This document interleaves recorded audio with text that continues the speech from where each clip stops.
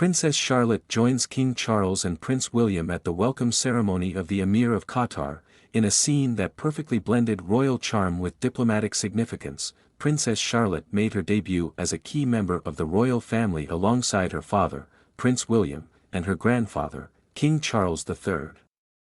The occasion? A grand welcome ceremony for the Emir of Qatar, moment that not only highlighted the importance of international relations but also showcased the next generation of British royalty. As the sun shone brightly over Buckingham Palace, the atmosphere was imbued with excitement and anticipation. Dressed in a delightful outfit that reflected her youthful elegance, Princess Charlotte, now a confident young girl, stole the spotlight with her poise and charm.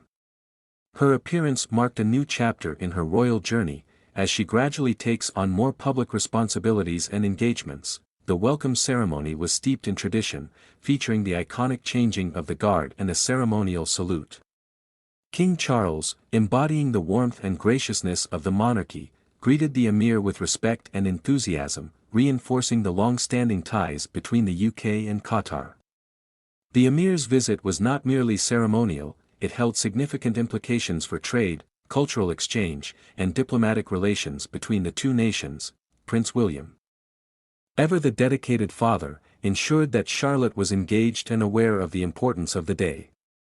Their interactions provided a heartwarming glimpse into their bond, as he pointed out various elements of the ceremony and explained their significance.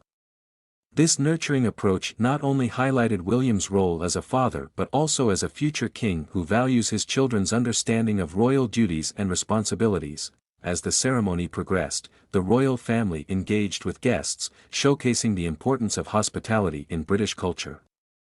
Princess Charlotte, with her infectious smile,